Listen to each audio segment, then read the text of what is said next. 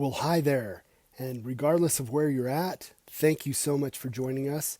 Let's go ahead and get started with this edition of Disaster Hack. So in this session, we're going to cover search and rescue operations.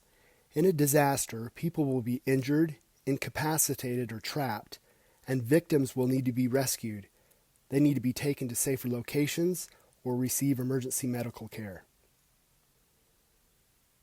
Our goal is to explore the different types of search and rescue operations, become more aware of human behavior in search and rescue operations, and understand the resources that are needed to do so effectively.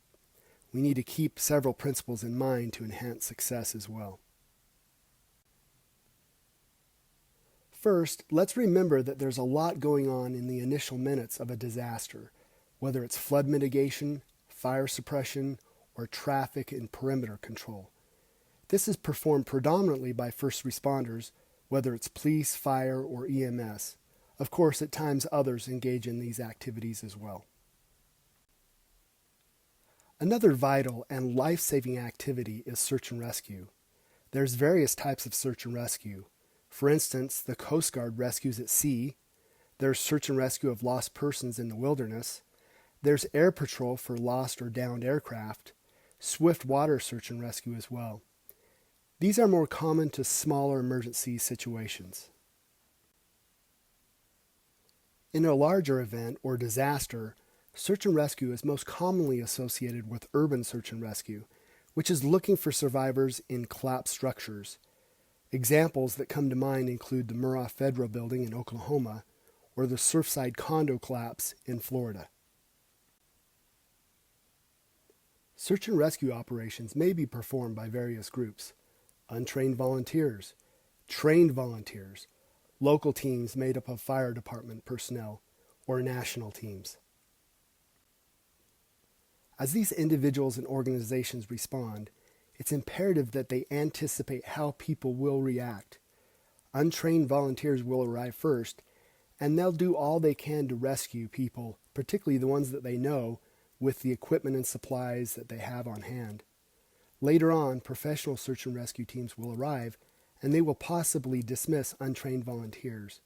The victims who are trapped will cooperate with urban search and rescue personnel. In a major disaster, local teams will serve valiantly, but they will be insufficient. Additional assistance will be needed, and municipal, county, and state governments can request federal help. One or more of nearly 30 teams can be deployed with well-trained and equipped personnel. Whether local or federal, these urban search and rescue teams will need a lot of equipment: helmets, goggles, breathing apparatus, whistles, work gloves, and steel-toed boots, among others. To find, extract, and care for victims, these teams will also need rescue equipment, such as small saws, the jaws of life, or a big crane. They may also need a lot of medical supplies.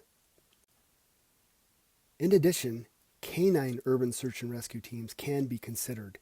These are specially trained dogs that have unique skills to find and locate those who are trapped.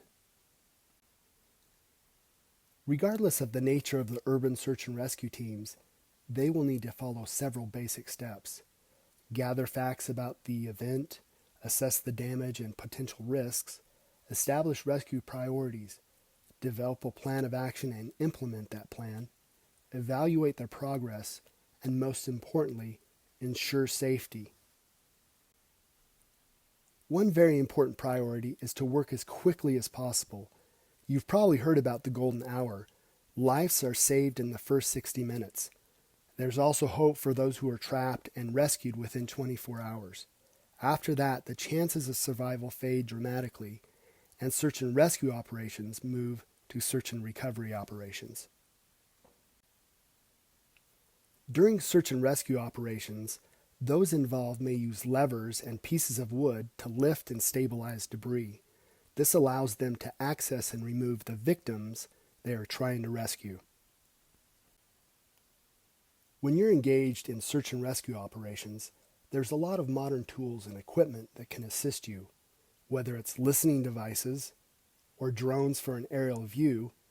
There's even jetpacks, which conjure up Iron Man images to help you find people who are lost in the forest. All of this, and even robots, can assist you in search and rescue operations. Another common practice to these rescue operations is to mark search buildings. Teams, when they enter and after they enter buildings, can write down the team name, the date the building was searched, what hazards were present, and if they found remains. Once someone has been extracted, they may be reunited with their family, assuming they're okay, or given emergency medical treatment and taken to hospitals for additional care or surgeries. To wrap up, there are many different types of search and rescue operations, but urban search and rescue is the most common in disaster scenarios. Volunteers will be first on the scene, and urban search and rescue teams will arrive shortly thereafter. In either case, victims will bring attention to themselves and their location by whistling, tapping rocks, or making other noises, and you probably saw this in the movie World Trade Center. Key principles can be promoted to ensure success and safety. If you're interested in learning more, I would refer you to the following reading. This is by Dennis Winger, who is an expert in search and rescue operations, particularly in understanding how humans behave in such activities. There's also some great literature from engineers and others who study search and rescue operations. Some of this work is interdisciplinary in nature, and it's very helpful. Well, I hope you've enjoyed this video, and have a great day.